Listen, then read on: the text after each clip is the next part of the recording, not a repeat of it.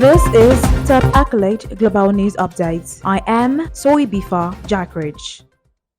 Japan's ban on same-sex marriage is unconstitutional, the High Court in the northern region of Sapporo said on Thursday, the first such ruling by an appeals court on a matter that has divided the lower levels of the judiciary. While Japan is the only group of 7 nations without legal protection for same-sex unions, the ruling by the Sapporo High Court dismissed the plaintiffs' claim for damages from the government. I thought the ruling might be a conservative one, but it ended up exceeding my expectations. One of the plaintiffs, who did not disclose his name, told reporters after the ruling, "I couldn't help but cry." The debate whether Japan's law against same-sex marriage are unconstitutional has split lower courts, with one district court holding the ban to be constitutional, but others saying it's unconstitutional in varying degrees. Although opinion polls from 2023 shows about 70% of the public backs same-sex marriage, the conservative Liberal Democratic Party of Prime Minister Fumio Kishida opposes it.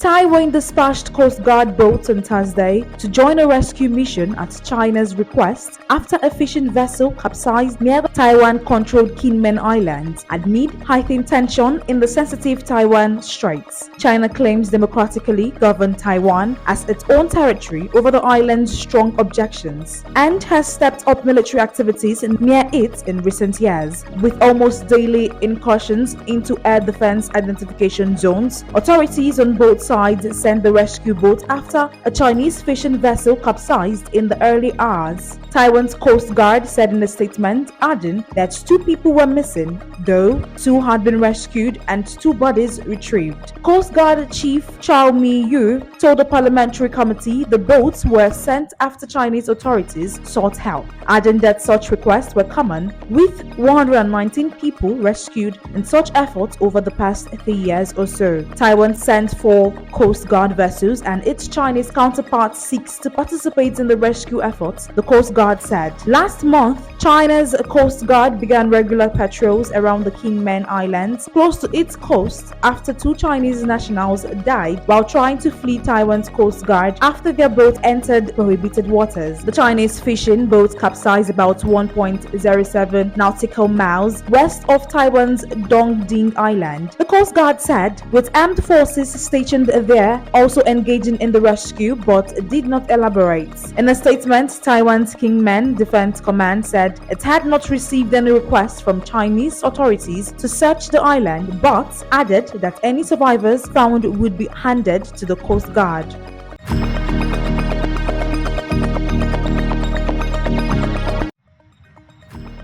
Oil prices climbed in early trade on Thursday, supported by strong demand in the U.S. after gasoline stocks hit a 3-month low and crude stockpiles dropped unexpectedly. With supply concerns remaining after Ukrainian attacks on Russian refineries, Brent futures for May climbed 11 cents or 0.13% to $84.14 a barrel at 0652 GMT, while April U.S. West Texas Intermediate crude rose 10 cents or 0.13% to $79.82 per barrel. Both contracts had risen about 3% to a 4-month high on Wednesday on the elevated U.S. demand outlook and heightened geopolitical risks. U.S. gasoline inventories slid for a 6th straight week, falling by 5.7 million barrels to 334.1 million barrels, the Energy Information Administration (EIA) said on Wednesday, triple the expectations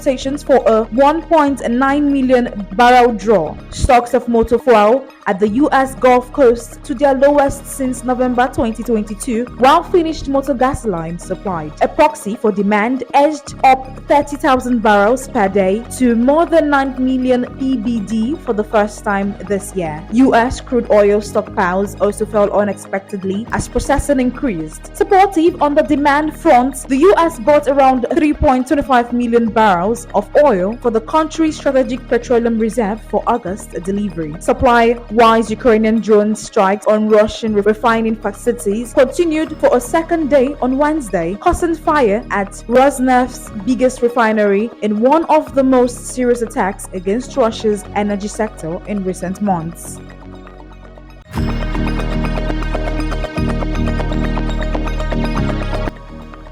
total of 134 countries, representing 98% of the global economy, and now exploring digital versions of the currency, with over half in advanced development, pilots or launch stages. A closely followed study on Thursday showed the research by the US-based Atlantic Council think tank highlighted that all G20 countries, with the exception of Argentina, are now in one of those far along phases, although notably the United States has fallen increasingly behind, while still inching forward on a banks-only wholesale digital dollar. One of the wider US population now looked stalled, the report said. The Federal Reserve Chief Jerome Powell saying this month nothing like that is remotely close to happening. US President Joe Biden ordered officials to look into a digital dollar in 2022, but it has become divisive political issues with Biden's Republican rival in this year's US election race, Donald Trump, vowing not to allow it. Supporters say digital currencies will allow new functionality and provide an alternative to physical cash, which seems in terminal decline, but they have also fueled protests in a number of countries over the potential for government snooping. Some 36 pilot projects are now underway, including China's ECNY, which is being trailed with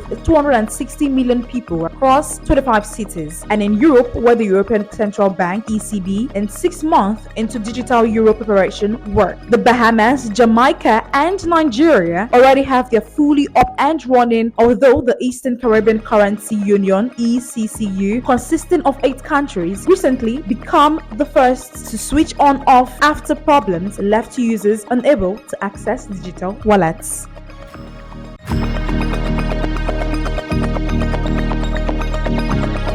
The acting head of Europe's aviation regulator said on Wednesday the agency would halt its indirect approval of Boeing's jet production if warranted, but he feels reassured that the plane maker is tackling its latest safety crisis. In an interview, the European Union Aviation Safety Agency's acting executive director, Locke Tightgat, gave the first public indication that international cooperation underpinning global airplane production was being tested by the ongoing crisis, as it rarely has been. Boeing asked if EASA would be prepared to stop recognizing U.S. production safety approvals, declaring that Boeing jets are built safely. Tightgat said, if need be, yes. Boeing has been under mounting pressures over factory quality control since January 5th, when a door plug tore off a 373 MAX 9 jet in mid-air in an incident blamed on missing bolts. The U.S. Federal Aviation Administration said last week an audit of Boeing and supplier Spirit Aerosystem found multiple instances of poor controls. Under a transatlantic pact, the FAA and EASA regulates the factories of their respective plane makers, Boeing and Airbus, and recognize each other's safety approvals. However, if one side loses confidence in the other's compliance check, it can call for consultations, and if those fail, suspend recognition after a pause of 30 days. EASA's influence over the design of Boeing planes has grown following the MAX crashes, but it has relatively few ways to increase its monitoring of the production of existing Boeing models other than the drastic option of suspending recognition.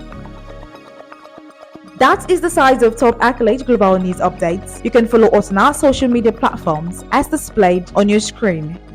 Happy Thursday.